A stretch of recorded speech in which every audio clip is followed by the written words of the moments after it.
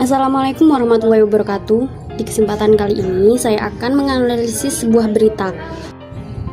Berita yang diterbitkan oleh Detik News ini berjudul Kominfo rilis 10 hoaks paling berdampak di 2018, Ratna Sarumpait nomor 1. 10 hoaks yang ada di berita tersebut diantara lain: yang pertama, hoaks Ratna Sarumpait; yang kedua, hoaks gempa susulan di Palu; yang ketiga, hoaks penculikan anak; keempat, hoaks konspirasi imunisasi dan vaksin; yang kelima, hoaks rekaman black box Lion Air JT610; yang keenam, hoaks telur palsu atau telur plastik; yang ketujuh, hoaks penyerangan tokoh agama sebagai tanda kebangkitan PKI; kedelapan, hoaks kartu nikah dengan 4 foto istri; yang kesembilan, hoaks makanan mudah terbakar positif mengandung lilin atau plastik; yang ke-10, hoaks telepon disadap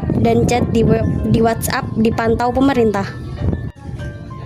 Berita yang baru saya sampaikan tersebut merupakan pengaruh hoaks media sosial di kehidupan masyarakat. Berita hoaks merupakan suatu berita atau pernyataan yang memiliki informasi yang tidak valid atau berita palsu yang tidak memiliki kepastian, yang sengaja disebarluaskan untuk membuat keadaan menjadi heboh dan menimbulkan ketakutan. Akan tetapi, ada juga hoaks yang sengaja dibuat untuk membuat cara berpikir seseorang tentang suatu hal menjadi sesat karena tertipu berita atau opini hoaks.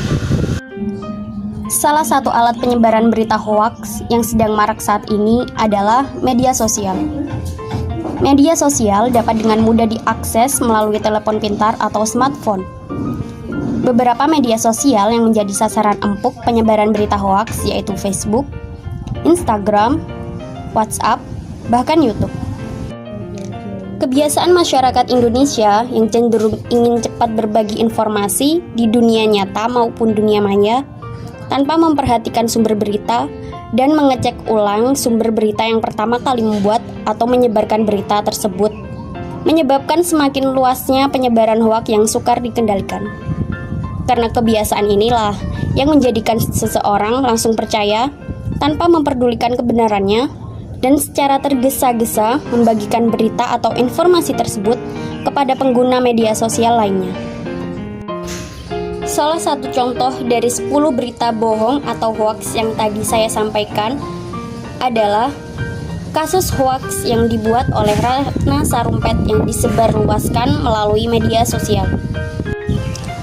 Kasus ini bermula ketika Ratna Sarumpait mengunggah foto wajahnya yang memar di akun Instagram miliknya dengan keterangan Ratna telah dikeroyok segerombolan orang yang tidak dikenal.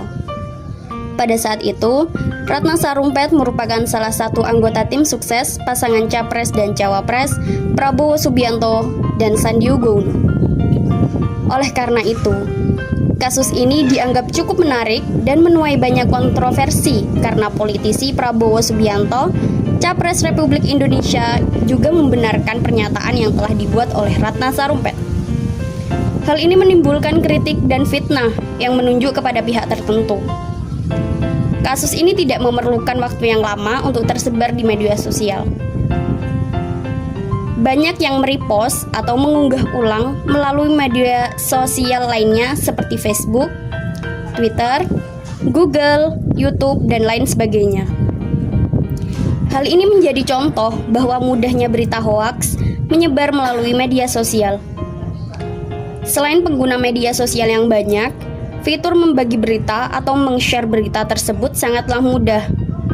Setelah kasus ini ditangani oleh pihak yang berwenang, Ratna Sarumpait mengaku ia melakukan hal tersebut demi untuk menutupi rasa malunya pasca gagal operasi sedot lemak di wajahnya.